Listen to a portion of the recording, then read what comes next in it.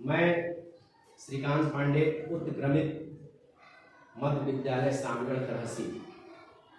आज के क्लास में हम आप लोगों को भाषा का, किसी भी भाषा का जो सबसे बेसिक कॉन्सेप्ट होता है व्याकरण, उसके बारे में हम चर्चा करेंगे। किसके बारे में चर्चा करेंगे? व्याकरण की चर्चा करेंगे कि आखिर व्याकरण होता क्या है, व्याकरण क्या है, व्याकरण किसे कहते हैं। पहला चीज ये बताएंगे व्याकरण की उपयोगिता क्या है। अगर हम व्याकरण का नॉलेज अगर हमको नहीं रहेगा तो हमको क्या प्रॉब्लम आएगा, ठीक है। व्याकरण का महत्व क्या है। तीसरा चीज हम चर्चा करेंगे कि भाषा क्या है, भाषा क्या है, भाषा किसे कहते हैं और भाषा के कितने रूप होते हैं। और चौथा हम चर्चा करेंगे कि व्याकरण के कितने भेद होते हैं या व्याकरण के कितने रूप होते हैं, क्या क्या हमको आपको बताना है। अब आप समझ गए। सबसे पहला जो पॉइंट है आपका वो है कि व्याकरण क्या है, व्याकरण क्या है, इस पर हम चर्चा करेंगे सबसे पहले समझने के लिए। तो देखिए, कोई भी भाषा, चाहे हिंदी हो या अंग्रेजी हो या संस्कृत हो, कोई भी भाषा तब तक परिनिष्ठ या व्यवस्थित नहीं होती है जब तक कि उस भाषा का जो है व्याकरण नहीं होता है, जब तक उस भाषा का व्याकरण नहीं होता है। किसी भी भाषा को महत्वपूर्ण स्थान बनाने के लिए या किसी भी भाषा को बहुत आगे ऊंचाइयों पर पहुंचने के लिए, इसलिए कि दुनिया में हजारों भाषाएं हैं, पहुंचने के लिए उसका अपना व्याकरण होना आवश्यक है। आप जैसे अभी 6 to 8 में पढ़ रहे हैं, 6 से लेकर 8 में पढ़ रहे हैं, तो आपको मालूम होगा कि मुख्य रूप से 3 भाषाओं का आप लोग अध्ययन करते हैं। हिंदी पढ़ते हैं कि नहीं? अंग्रेजी पढ़ते हैं और संस्कृत पढ़ते हैं। कौन कौन सी भाषा पढ़ते हैं? हिंदी, संस्कृत और अंग्रेजी पढ़ते हैं। आपको मालूम है कि तीनों भाषाओं का अपना अपना व्याकरण होता है। हिंदी का भी हिंदी व्याकरण होता है, अंग्रेजी का भी ग्रामर होता है और संस्कृत का भी संस्कृत व्याकरण होता है। कोई भी अगर आपको भाषा सीखना है बढ़िया से, शुद्धता के साथ अगर आपको सीखना है, एक्यूरेसी के साथ अगर आपको भाषा सीखना है, तो उसके लिए आपको उस भाषा का व्याकरण की जानकारी रखना अति आवश्यक है। अगर व्याकरण की जानकारी आपको नहीं रहेगी तो उस भाषा पर आपका जो है कमांड नहीं होगा, शुद्धता के साथ, एक्यूरेसी के साथ उस भाषा को आप सीख नहीं पाएंगे। सीखने के लिए जो है उस भाषा का व्याकरण का भी जानकारी रहना आवश्यक है। आगे समझ में? तो हिंदी आप लोग पढ़ते हैं तो हिंदी व्याकरण भी पढ़ना है, संस्कृत पढ़ते हैं तो संस्कृत का जो रूप होगा याद करते हैं, अनुवाद बनाते हैं। अंग्रेजी आपको पढ़ना है तो अंग्रेजी का भी आप लोग अनुवाद बनाते हैं, नाउन प्रोनाउन या बहुत तरह का स्ट्रक्चर आप लोग सीखते हैं। कहने का अभिप्राय है कि आपको कोई भी भाषा आपको अगर सीखना है, चाहे अंग्रेजी सीखना है, चाहे आपको हिंदी सीखना है, चाहे संस्कृत सीखना है, तो आपको उसके व्याकरण पर आपको कमांड रखना आवश्यक है। पहले की शिक्षा नीति में व्याकरण को अलग पढ़ाया जाता था, व्याकरण को अलग पढ़ाया जाता था और कहानी को अलग पढ़ाया जाता था। लेकिन जब नई शिक्षा नीति आई तो उसमें जो हमारे शिक्षाविद थे उन्होंने कहा कि इसको अलग अलग पढ़ाने से जो है बच्चों में जो है उसका कंसंट्रेशन डिस्टर्ब हो जाता है, इसलिए पाठ के साथ ही उसमें जो व्याकरण के चीज है उसको बताना जरूरी है। इसलिए हम मित्रता जब पाठ पढ़ा रहे थे तो हम कहानी से पहले हम आपको ग्रामर पर ही फोकस किए थे, ये ठीक नहीं किए थे कि मित्रता में कौन जातिवाचक संज्ञा है, कौन भाववाचक संज्ञा है, बताए थे ना। आधा क्लास हमारा उसी पर चला। लेकिन आज की क्लास में आपको बेसिक कॉन्सेप्ट हमें देना चाह रहे हैं कि वास्तव में थोड़ा सा जानना जरूरी है। अगर हम नहीं जानेंगे, क्योंकि मेरा एक बेसिक कॉन्सेप्ट है, अगर इसको नहीं जानेंगे तो आपको प्रॉब्लम होगा। समझ गए? क्योंकि इतना बड़ा अगर बिल्डिंग बना है, अगर इसकी नींव अगर कमजोर रहेगी तो क्या एक बिल्डिंग खलाई रहेगा? कभी भी धराशायी हो सकता है। तो उसी प्रकार से व्याकरण जो है किसी भी भाषा का क्या है, एक प्रकार का क्या है, एक नींव प्रदान करता है, मजबूती प्रदान करता है, ठीक है ना। जैसे हमारा यह शरीर है, ये शरीर में अगर मान के चलिए ये जो पीछे वाली जो हड्डी है, एक जिसको बैकबोन बोलते हैं, क्या बोलते हैं? यहाँ से लेकर यहाँ की जो लंबी हड्डी है पूरा, जिसको बैकबोन बोलते हैं। तो अगर कल्पना कीजिए कि अगर ये हड्डी अगर न रहे तो क्या कोई आदमी सीधा खड़ा हो सकता है? बैठ जाएगा सीधा, है ना। तो जिस प्रकार से हमारा यह बैकबोन, रीढ़ की हड्डी हमारे शरीर को एक सुव्यवस्थित संरचना प्रदान करती है, उसी प्रकार से आपका यह जो व्याकरण है, ग्रामर है, उस भाषा को एक सुव्यवस्थित रूप प्रदान करके उसके विकास में, उस भाषा के विकास में अपना महत्वपूर्ण योगदान देती है। किसी भी भाषा के लिए क्यों जरूरी? अब जो दूसरा पॉइंट आ रहा है इसमें, वह हमको जानना है कि व्याकरण आखिर कहते किसको है, व्याकरण क्या है। आप लोगों को जानना जरूरी है ना कि व्याकरण क्या है। महत्व को थोड़ा सा बता दिए, जबकि दूसरे पॉइंट में था। अब हमको जानना है कि व्याकरण क्या है। आप लोग शुरू से ही 4 क्लास 5 क्लास से आप लोग रटते आए हैं कि व्याकरण जो है क्या है, एक शास्त्र है। क्या है? शास्त्र है या विद्या है। व्याकरण एक शास्त्र है या विद्या है जो हमें शुद्धता के साथ हमको बोलने के लिए, पढ़ने के लिए या लिखने के लिए सिखलाता है। यानी व्याकरण क्या है? वह शास्त्र है, वह विद्या है जो हमें करेक्टली शुद्धता के साथ बोलना सिखाता है, शुद्धता के साथ पढ़ना सिखाता है और शुद्धता के साथ जो है लिखना सिखाता है। जैसे सपोज करो कि अगर हम कह दें यहाँ पर कि या जिसको व्याकरण का नॉलेज नहीं रहेगा वो कह सकता है कि गाय चल रहा है और घोड़ा जा रही है, वो कह सकता है। हम लोग क्योंकि हिंदुस्तान में है तो बोल सकते हैं, लेकिन जिसको एकदम नॉलेज नहीं है लिंग पुलिंग का, वो कह सकता है। तो क्या यह शुद्ध है? लड़की खा रहा है और लड़का खा रही है, क्या यह शुद्ध है? नहीं है। तो यह जो नियम और कानून जो बताता है हमको, जो सिद्धांत देने का काम करता है, वह कौन करता है? व्याकरण करता है। क्या करता है? व्याकरण करता है। तो व्याकरण को क्या बताया गया है? व्याकरण एक शास्त्र है। अब तुम लोग बोलो सर शास्त्र क्या है? अच्छा ये बताओ, हम लोग सब हिंदू धर्म में है, हम लोग के घर में हनुमान चालीसा होता है कि नहीं होता है? रामायण होता है कि नहीं होता है? हम लोग के घर में पूजा पाठ वाली किताबें होती है कि नहीं होती है? तो क्या उस धार्मिक किताब को, क्या उस पर तुम चिड़िया के नाम खा लेते हो? हनुमान चालीसा पर चिड़िया के नाम खा लोगे? उस पर नमक रख के नमक खा लोगे? क्यों?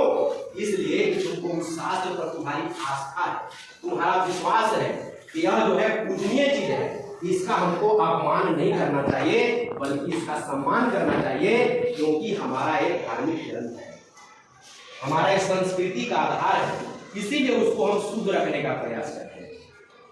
तो यहाँ पर जो कहा जा रहा है कि व्याकरण एक शास्त्र है, शास्त्र बता रहा है, शास्त्र बता रहा है। तो शास्त्र का मतलब यही होता है कि जब तक भाषा का अस्तित्व रहेगा, जब तक भाषा का अस्तित्व रहेगा, तब तक व्याकरण का अस्तित्व रहेगा। व्याकरण कभी भी मिटने वाला विषय नहीं है। आ गया समझ में? और जिस प्रकार से हम शास्त्रों को संभाल के रखते हैं, रामायण को संभाल के रखते हैं, उसका आदर करते हैं, सम्मान करते हैं, उसी प्रकार से व्याकरण जो है एक आजीवन, एक जो है हमेशा निरंतर ये रहने वाली जो है शास्त्र है, रहने वाली पुस्तक हो। लेकिन शास्त्र इसको इसीलिए कहा गया है कि इसमें सम्मान छिपा हुआ है, क्योंकि अगर ये नहीं रहेगा तो उस भाषा का अस्तित्व ही नहीं रहेगा। क्योंकि किसी भी भाषा को नियम, कानून, चाहे जो भी व्यवस्था देने का काम करता है वही व्याकरण करता है। शास्त्र कहने का मतलब एक और उदाहरण आपको देते हैं। ये बताइए कि हम लोग घर में पेपर खरीदते हैं, समाचार पत्र खरीदते हैं कि नहीं? हिंदुस्तान, प्रभात खबर खरीदते हैं कि नहीं? ये ठीक है, यहाँ देहात में नहीं आता है, लेकिन जो शहर में रहते हैं पेपर बेचने वाले लोग आते हैं और पेपर घर में देकर चले जाते हैं, पैसा महीना में लेते हैं और उसमें हम लोग ताजा समाचार पढ़ते हैं। अच्छा ये बताओ, वह जो पेपर आता है तो उसका लाइफ क्या है? हम लोग देखते हैं शायद किसी पेपर को लोग संभाल के रखता है, नहीं तो 10 दिन 15 दिन के बाद फिर आता है पेपर खरीदने वाला और उसको हम किलो पर बेच देते हैं। बेचते कि नहीं बेचते हैं? तो वह पेपर जो है शास्त्र नहीं है। अगर शास्त्र रहता तो उसको हम संभाल करके रखते, या रखते भी है तो महीना 2 महीना 4 महीना का कोई इंपॉर्टेंट चीज होता है तो उसको रखते हैं, लेकिन व्याकरण की तरह उसको हम संभाल कर रखते नहीं। तो व्याकरण एक शास्त्र इसीलिए इसको कहा गया है कि यह जो है हमेशा किसी भी भाषा को व्यवस्थित रूप प्रदान करता है और नियम देता है, कानून देता है, इसलिए जो है इसको जीवंत रहना जरूरी है, तभी भाषा आगे विकसित हो सकती है, भाषा का विकास आगे हो सकता है। आ गया समझ में? शास्त्र इसको क्यों कहा गया? शास्त्र क्यों कहा गया? इसलिए कहा गया जैसे आप हनुमान चालीसा को संभाल के रखते हैं, रामायण को संभाल के रखते हैं, उसी प्रकार से जो है व्याकरण को एक शास्त्र की श्रेणी में रखा गया है, क्योंकि इसका महत्व कभी भी कम होने वाला नहीं है। पेपर का या रद्दी कागज का महत्व कम हो जाएगा एक दिन में, लेकिन इस व्याकरण का महत्व कभी भी कम होने वाला। आगे समझ में इतना कि नहीं आया? अब हम जानेंगे कि व्याकरण का महत्व क्या है और इसकी उपयोगिता क्या है। इसकी चर्चा हम पहले ही कर दिए हैं, लेकिन फिर भी हम आपको बता रहे हैं कि व्याकरण जो है किसी भी भाषा का क्या होता है, बैकबोन होता है, एक आधार होता है। जैसे आप बड़े बड़े बिल्डिंग बनाते हैं तो उसका अगर पिलर कमजोर रहेगा तो उस पर 5 तला बिल्डिंग की कल्पना की जा सकती है? नहीं कल्पना की जा सकती है। अगर पिलर कमजोर रहेगा तो वह मकान जो है 2 साल 4 साल 5 साल में गिर जाएगा। उसी प्रकार से व्याकरण क्या है, एक प्रकार का पिलर का काम करता है। किसका? उस भाषा का जो है पिलर का काम करता है, उस भाषा के जो है बैकबोन का काम करता है। कौन? व्याकरण। और जब हम व्याकरण का अगर हमको नॉलेज अगर नहीं रहेगा, इसकी जानकारी नहीं रहेगी, तो न हम शुद्धता के साथ बोल सकते हैं, न शुद्धता के साथ लिख सकते हैं, न शुद्धता के साथ पढ़ सकते हैं। यही कारण है कि आप लोग जब राइटिंग लिखवाते हैं तो हम लोग तो हड़बड़ में साइन कर देते हैं, लेकिन नियमता है कि उसको चेक करना है, कहाँ हर्षिकार में गलती है, कहाँ दीर्घिकार में गलती है, कहाँ आप जो है शुद्ध वाक्य का प्रयोग किए हैं कि नहीं किए हैं। ये सब चीज जानना बहुत जरूरी है, जांच करना जरूरी है। क्योंकि अगर आप शुद्ध बोल नहीं रहे हैं, शुद्ध पढ़ नहीं रहे हैं, शुद्ध लिख नहीं रहे हैं, इसका मतलब है कि आपको उस भाषा पर आपका अधिकार होने वाला नहीं है। व्याकरण के बिना जो है ना तो हम शुद्धता के साथ बोल सकते हैं, न शुद्धता के साथ पढ़ सकते हैं, न शुद्धता के साथ हम लिख सकते हैं। आ गया समझ में? ये भी पॉइंट आ गया समझ में कि नहीं आया? अब आइए तीसरा पॉइंट। बार बार हम भाषा का प्रयोग करते हैं। किस चीज का प्रयोग कर रहे हैं? भाषा का प्रयोग कर रहे हैं। तो भाषा क्या है भाई? भाषा किस जानवर का नाम है? किस चीज का नाम है भाषा? भाषा क्या है ये बताइए। कि जब हम लोग जन्म लेते तो बच्चा जब जन्म लेता है तो क्या करता है? रोना स्टार्ट करता है। क्या करता है? रोना स्टार्ट करता है। और फिर धीरे धीरे जैसे जैसे उसका उम्र जाता है तो धीरे धीरे माँ से वो बहुत कुछ सीखता है। सीखता कि नहीं सीखता है? मॉम माने पानी। बच्चा लोग कहता है मम्मी मॉम कहता है कि नहीं कहता है? कहता है। हम देखे मेरा एक बहना था, छोटा था, तो बोलता था मॉम, ठीक है, पानी। तो बच्चा जैसे ही जन्म लेता है, जैसे ही जो बढ़ता है तो अपने माता से, अपने पिता से, अपने घर या भाई बहन से, आसपास के लोगों से वह अपनी माँ की भाषा को सीखना प्रारंभ करता है, घर की भाषा को सीखना प्रारंभ करता है। तो कहने का मतलब है कि भाषा क्या है? भाषा जो है एक प्रकार का माध्यम है। भाषा क्या है? एक माध्यम है। भाषा क्या है? एक माध्यम है, जिसके द्वारा हम अपनी भावनाओं को, हम अपने विचारों को दूसरों के सामने प्रकट करते हैं। दूसरों के सामने क्या करते हैं? इसके साथ शर्त यह है कि अगर हम कुछ बोल रहे हैं, क्या कर रहे हैं? बोल रहे हैं, तो सामने वाला जिसे हम बोल रहे हैं, हम क्या बोल रहे हैं, उसको समझ में आना चाहिए। उसको समझ में आना चाहिए। और समझने के बाद वो सिर्फ स्टैचू नहीं बना रहे, मूर्ति नहीं बना रहे, बल्कि वो भी हमारी बात को सुन करके वो भी अपना बात रखे। जैसे हम आप लोगों को पढ़ा रहे हैं, पढ़ाने के क्रम में हम ये नहीं चाह रहे हैं कि आप सिर्फ स्टैचू बने रहिए, आप सिर्फ जो है मूर्ति बने रहिए। आप बीच में पूछ सकते हैं कि सर यह पॉइंट हमको समझ में नहीं आया। तो जब हम संवाद करते हैं, जैसे हम पूछ रहे हैं, खड़ा हो, क्या नाम है तुम्हारा? अमित कुमार। तुम्हारा क्या नाम है? अमित कुमार। किस क्लास में पढ़ते हो? 7वां क्लास में। पिताजी का क्या नाम है? परमेश्वर। बैठ जाओ। देखिए अभी जो इस लड़के से हम बात किए, हम जो प्रश्न किए लड़का समझा तभी ना जवाब दिया। सपोज बोले कि हम बांग्ला में बोलते या उड़िया में बोलते और ये समझ नहीं पाता थे तो मेरा मुंह ताकता कि सर क्या बोल रहे हैं, ये बता देता, मेरा जवाब दे देता नहीं। लेकिन हम जो अपने विचारों को इसके सामने प्रकट किए, जो प्रश्न किए, ये लड़का को समझा कि सर जो है हमारा नाम पूछ रहे हैं, मेरे पिताजी का नाम पूछ रहे हैं, मेरे क्लास का नाम पूछ रहे हैं, तभी तो लड़का बताया कि नहीं। तो भाषा के साथ शर्त है, शर्त यह है कि भाषा क्या है, एक माध्यम है जिसके द्वारा हम अपनी भावनाओं को, हम अपने विचारों को दूसरों के सामने क्या करते हैं, प्रकट करते हैं। क्या करते हैं? और उस सामने वाला जो है हमारी बात को ठीक से समझना चाहिए, उसको समझना चाहिए। अगर हम बोल रहे हैं, अगर सामने वाला अगर नहीं समझ रहा है तो उसको हम भाषा नहीं कर सकते। आगे तुम लोगों को समझ में भाषा क्या है।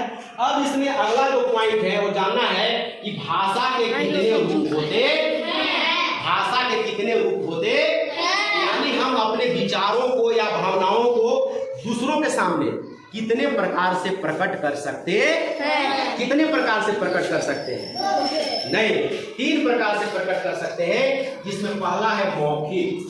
पहला क्या है बेटा? मौखिक। पढ़ा रहा है कि नहीं पढ़ा रहा है? दूसरा है आपको लिखित। क्या है?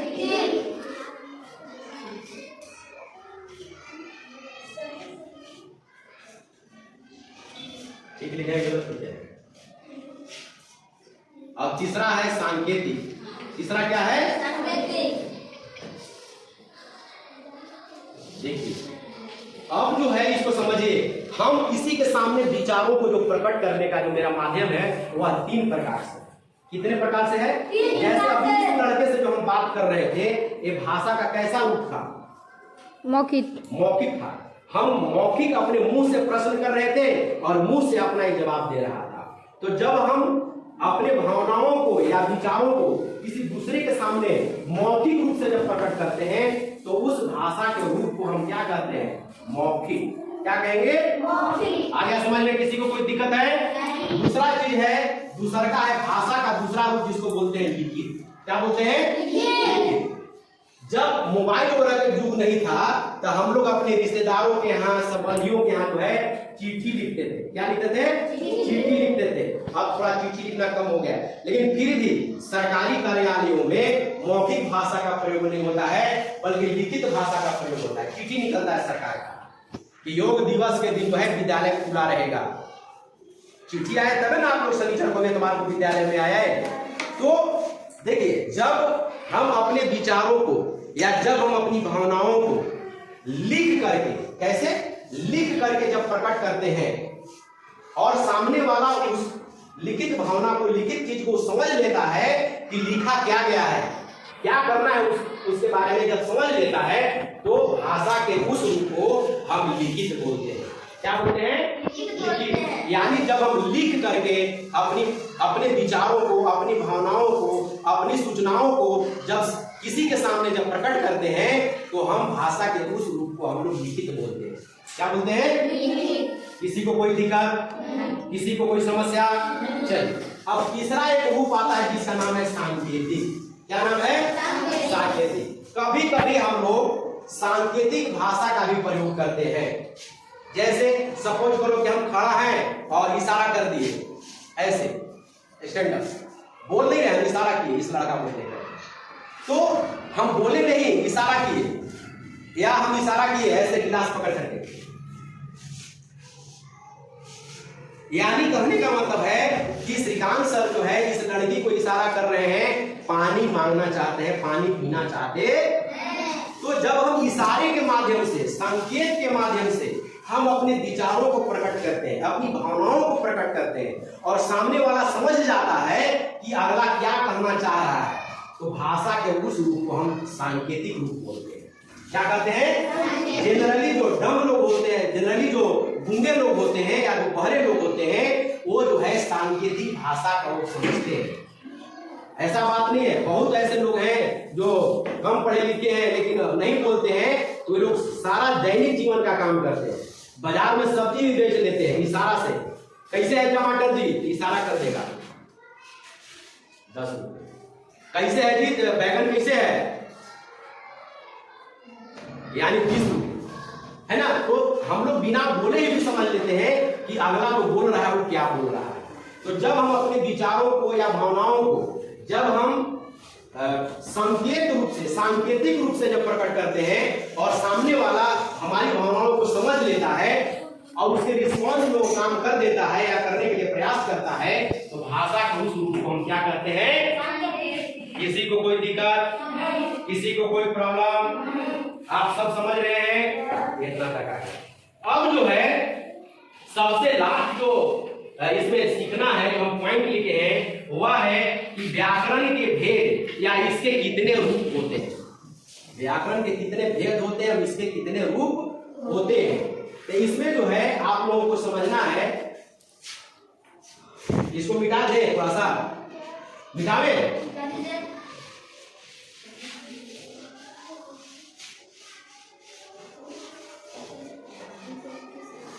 देखिए व्याकरण के जो है मुख्य रूप से 3 रूप होते हैं। कितने रूप होते हैं? 3 रूप। पहला को हम लोग बोलते हैं वर्ण विचार। क्या बोलते हैं? वर्ण विचार। और दूसरा को बोलते हैं हम लोग शब्द विचार। दूसरा को क्या बोलते हैं? शब्द विचार। और तीसरा को बोलते हैं वाक्य विचार। तीसरा को हम लोग क्या कहते हैं? इसको इतना ही समझना है, हम क्लोज कर देंगे चैप्टर, ज्यादा लंबा नहीं जाएगा। देखिए आप लोग जब शुरू स्कूल में जब आए थे पढ़ने के लिए, आए होंगे केजी में 1 में, तो आप लोगों को पहले क्या सिखाया गया होगा? आप लोगों को सबसे पहले हिंदी में आप लोगों को पहले क ख ग घ सिखाया गया होगा। सिखा गया होगा कि नहीं? है क ख ग घ अंग च छ ज झ इ या ट ठ ड मूर्धनी जब पढ़ते थे नहीं पढ़े थे? अब जब छोटे छोटे जब आप ये सब पढ़ लिए होंगे, तब धीरे धीरे आपको शब्द के बारे में छोटा छोटा शब्द बनाने के लिए सिखाया गया होगा कि नहीं सिखाया होगा? तो क ए जो है इसको हम लोग वर्ण बोलते हैं। क्या बोलते हैं? क ख ग घ अंग च छ ज झ इ ये सब जो आप शुरू में जो पढ़ते हैं, यह आपका वर्ण है। क्या है? तो व्याकरण का जो पहला जो रूप है, पहला जो भेद है, वह है वर्ण विचार। क्या है? वर्ण विचार। इसके अंतर्गत हम लोग क्या करते हैं? वर्णों का अध्ययन करते हैं, अक्षरों का अध्ययन करते हैं, अक्षरों का उत्पत्ति कैसे हुआ उसके बारे में अध्ययन करते हैं, अक्षरों का उच्चारण कैसे होता है उसके बारे में पढ़ते हैं। समझ गए? आप लोग जो शुरू जो पढ़े होंगे, अभी एलकेजी में जो बच्चे पढ़ रहे हैं, वो सारा चीज जो है वर्ण विचार के अंतर्गत आएगा। आ गया समझ में कि नहीं आया? अगर आपसे कोई पूछ देगा कि क ख ग घ अंग च छ ज झ इ ये सब जो आप पढ़ते हैं व्याकरण के किस रूप में आएगा, तो क्या बताएंगे आप? वर्ण विचार। आ गया समझ में? या ABCD आप सीखते हैं अंग्रेजी में, तो भी आपका वर्ण विचार नहीं आएगा। अंग्रेजी में ABCD सीखते हैं कि नहीं सीखते? वर्ण विचार के अंदर आएगा। समझने में किसी को कोई दिक्कत है? नहीं। किसी को कोई प्रॉब्लम लड़की को? चलिए अब दूसरा का है इसमें शब्द विचार। दूसरा क्या है? शब्द विचार। अब इसके बारे में जानिए सीधा। अच्छा ये बताइए कि जब आप क ख ग घ अंग ये सब जब सीख लेते हैं और ये सब सारा जब सीख लेते हैं, तो सीखने के बाद जो है आपको छोटा छोटा शब्द मनोहर पोथी में लिखने के लिए दिया गया होगा। लिखा गया कि नहीं? जैसे कल कल, कल कल, चल चल, नल नल, है? तो ये सब जो चीज है क अलग से वर्ण था, लेकिन जब ल में मिला दिए तो गल जो है एक प्रकार का शब्द बन गया। बेटा क्या बन गया? शब्द बन गया। चल शब्द बन गया, 2 अक्षर का शब्द है, शब्द बन गया। नल क्या बन गया? शब्द बन गया। तो पहले आप लोग 2 अक्षर का शब्द सीखे होंगे, 3 अक्षर का, 4 अक्षर का, जैसे खटमल। खटमल में कै अक्षर है? 4 अक्षर है। आगे ना, तो जब हम वर्ण सीख लेते हैं, वर्णों के बारे में जब उसका उच्चारण, उसका उत्पत्ति, उसका कैसे लिखना है, जब उसके बारे में जब सीख लेते हैं, तब हम लोग शब्द पर छोटे छोटे शब्दों को बनाना सीखते हैं। तो व्याकरण का एक दूसरा रूप है जिसका नाम है शब्द विचार। जैसे 2 अक्षर का शब्द, 3 अक्षर का शब्द, 4 अक्षर का शब्द सीखते हैं। आप लोग नहीं सीखते हैं? आपके घर में कोई छोटा बच्चा हो तो मनोहर पोथी खोल के देख लेना, है ना कि नहीं है? तो शब्द विचार दिया गया समझ में। किसी को कोई दिक्कत है? इसमें शब्दों की उत्पत्ति, शब्दों का भेद और शब्द कैसे बनते हैं उसका अध्ययन हम लोग करते हैं, जिसको कहा जाता है शब्द विचार। किसी को कोई दिक्कत नहीं। अब आइए आगे। अब जब दोनों चीज बेटा आप जब सीख लेते हैं तो उसके बाद हम लोग जब थोड़ा सा और आगे बढ़ते हैं तो थोड़ा थोड़ा छोटा छोटा वाक्य बनाना सीखते हैं। क्या बनाना सीखते हैं? वाक्य बनाना सीखते हैं। जैसे नल पर चल, मोहर पत्ती में लिखा रहता है नल पर चल, नल पर चल मैंने कहा जाता है कि नल पर चल, मैंने कहा ना चल, पानी भरे चल या पानी पिए चल, ये ना है। घर चल, कहाँ चल, कहाँ चलना है भाई? प्रश्न करोगे तो जवाब आएगा घर चल। तो एक शब्द ये हो गया, नल एक शब्द हो गया, एक शब्द चल हो गया। ये दो शब्द जब मिला बेटा तो यह एक वाक्य बन गया। क्या बन गया? वाक्य बन गया।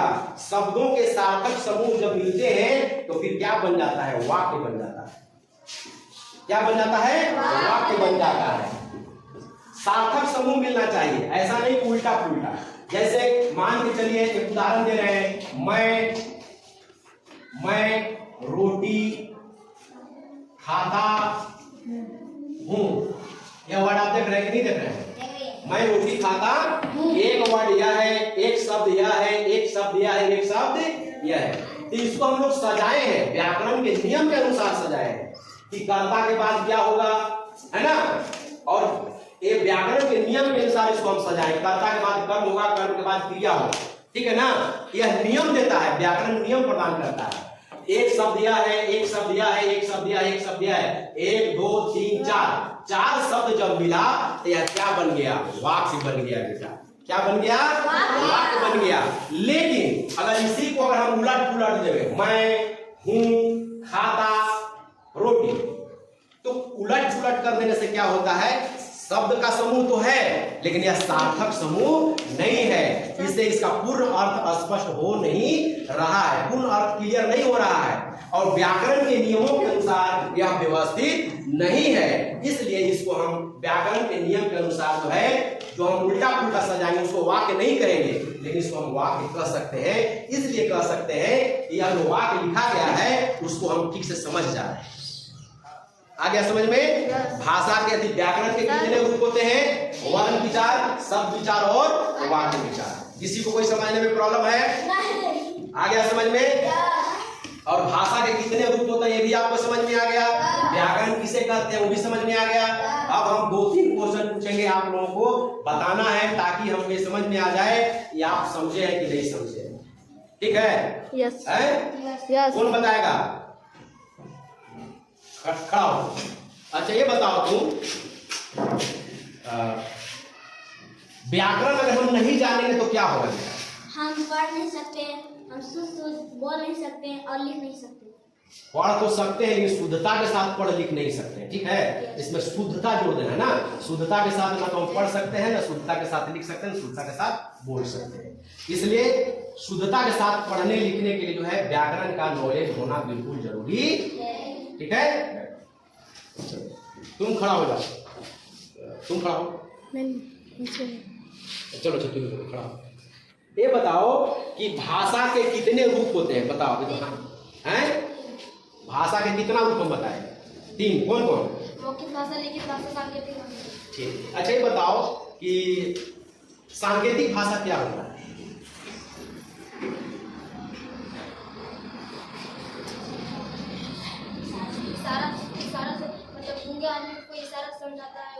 हाँ, जब हम इशारे से हम किसी व्यक्ति को कुछ कहना चाहते हैं, अपने विचारों को प्रकट करना चाहते हैं, वो समझ लेता है सामने वाला।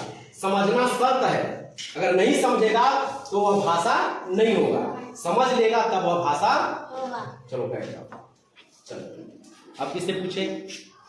चलो खड़ा हो सौरभ। अच्छा ये बताओ तुम बेटा सौरभ कुमार, कि जैसे हम कुछ बोल रहे हैं, ठीक है, हम बोल रहे हैं और तुमको कुछ समझ में नहीं आ रहा है, कुछ समझ में नहीं आ रहा है, तो क्या वो भाषा कहा जाएगा या नहीं कहा जाएगा? है? नहीं कहा जाएगा। क्यों नहीं कहा जाएगा? हाँ, इस भाषा का आदान प्रदान नहीं हुआ। हम बोले लेकिन तुम समझ नहीं पाए, तो उसको हम भाषा के श्रेणी में नहीं लाएंगे। शर्त है कि सामने वाला को हमारे विचारों को समझना चाहिए कि हम बोलना क्या चाहते हैं या हमसे अपने भावनाओं को उसके सामने क्या रखना चाहते हैं। आ गया? एक लास्ट क्वेश्चन लड़की तरफ से किसी से पूछे। चलो तुम खड़ा हो जाओ। अच्छा ये बताओ कि एलकेजी में सबसे पहला क्लास में जब तुम थी तो क्या तुम सीखना स्टार्ट की थी हिंदी में? क ख ग घ। तो क ख ग जो तुम सीखी वो व्याकरण के किस रूप में आता है? वर्ण विचार में आएगा, शब्द विचार में आएगा कि वाक्य विचार में आएगा? बहुत बढ़िया, ताली लगाओ इस लड़के को। तो कहने का मतलब है कि जो आप लोगों को 10-15 मिनट के अंदर हम आप लोगों को बताना चाहे, क्या क्या चीज आपको बताए, व्याकरण क्या है, व्याकरण का महत्व क्या है, और क्या बताए व्याकरण भाषा क्या है, भाषा के कितने रूप होते हैं, और भी व्याकरण के कितने भेद होते हैं या व्याकरण के कितने रूप होते हैं, ये आप लोगों को 10-15 मिनट में बताए। किसी को समझने में कोई दिक्कत है? बिल्कुल सबको समझ में आ गया। हम यही और उसको हम बंद करें। चलिए धन्यवाद।